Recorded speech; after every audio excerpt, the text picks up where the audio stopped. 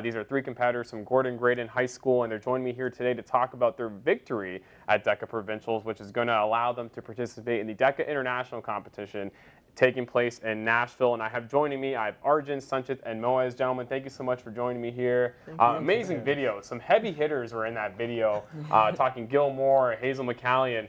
Before we jump into your campaign and what allowed you to qualify for DECA Internationals, give us a background on DECA and just what the impact it makes on your high school life. All right, so DECA stands for Demonstrating Excellence, Celebrating Achievements. So it's a business competition that all high school students can participate in if they want to. And we chose to participate in it because it gives you a great business background and knowledge. And all of us want to pursue business in the future. All of us want to pursue business in the future. And because of this, we want to join DECA. Excellent. Anybody else like to elaborate? So yeah, at the International Career Development Conference in Nashville, there's going to be over 100,000 students competing. So that's kind of a little nerve-wracking, but we're really excited to give it our best and hopefully win. You know, at the core of DECA is the fact that a lot of what DECA provides is just, you know, sort of a window for high school students to get engaged in the business world. Was business something of interest for all 3 of you? And was that one of, I guess, your guiding factors when you decided to take part in DECA, Moaz? For us, we go to, obviously, Gordon Gray Memorial Secondary School. The laptop school. Yeah. And we're in the program, IBT, International Business and Technology. Yes. And in that program, they focus a lot on the business aspects of the profession.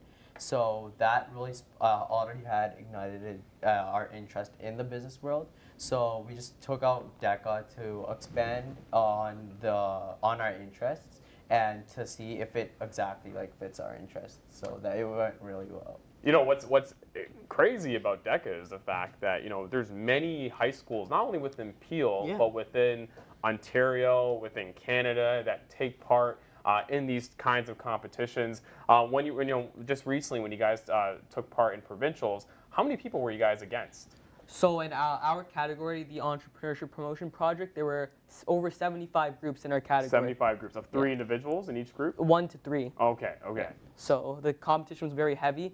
And we actually got like a 96% on our presentation. Oh, congratulations. But we came 4th place, which means that 1st place had to get 100%. Well, it only makes sense, right? I'll just go from a tiered system. I never seen a 96% in my life, but that's a different conversation.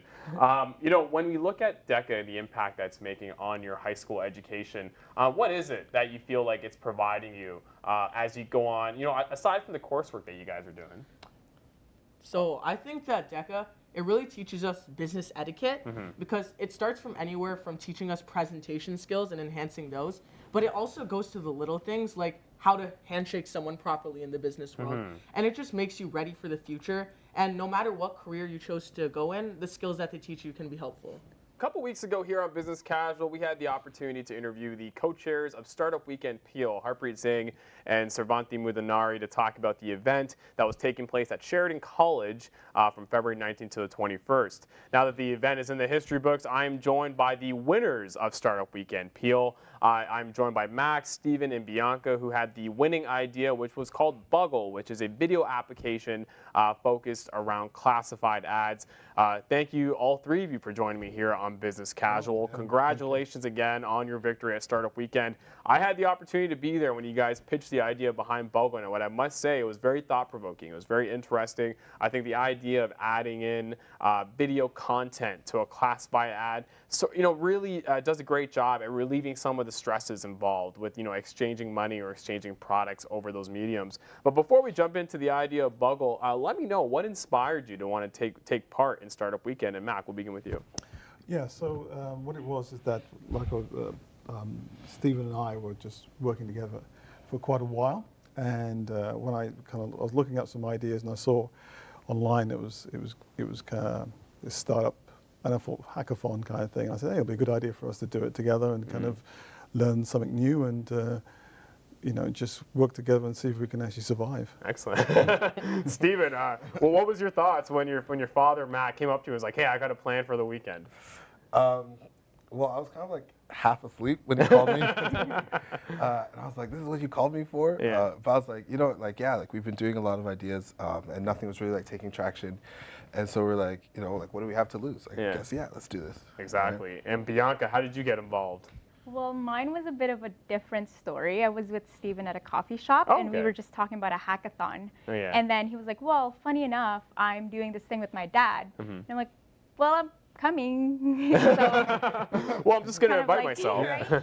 Entrepreneurs come in all shapes and sizes and are individuals from different walks of life, including professional athletes. And I'm lucky here on Business Casual to be joined by a professional wrestler for WWE, but he's also an entrepreneur here in the community, Mr. Anthony Carelli, aka Santino Marella. Anthony, thank you so much for coming on Business Casual.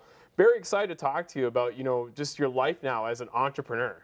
Oh, thank you. Yeah, it's definitely been an interesting ride, and the transition has been, I'd like to say seamless, but there's definitely been some learning curves along the way. Yeah. Well, yeah, because especially when you think about starting your own business, and and I think some people have that notion that when you're a professional athlete or when you're a celebrity and you decide to start your own business, that's going to be a lot easier than you think. But I think the challenges remain the same, right? Yeah, absolutely. I mean, okay, for example, I opened up a gym, and people that want to get in shape, they're really going to go, where their geography allows them to travel in from. Yeah. Then the more you specialize, the more you can kind of have larger rings to draw from. Pro wrestling, very little competition. It's a specialization. People will come from up to a couple hours away. But just to lose weight, you got to kind of be in the neighborhood. Yeah, because that's one of the things that a lot of people who are looking to get fit, if the gym of their choice is in proximity that they can walk there, or it's an easy bus ride, they'll definitely make that commitment. Or not even a commitment. That's like the number one excuse. Is like, oh, the gym's too far away, so I'm not going to go. Yeah, and that's actually one of the first questions I ask people that walk through the door, and I'll be like, do you live close by? Yeah. Because the easier it is to come, the more you're going to come, and that's when the results are going to come. Excellent. I mean, being on TV for so long definitely helped.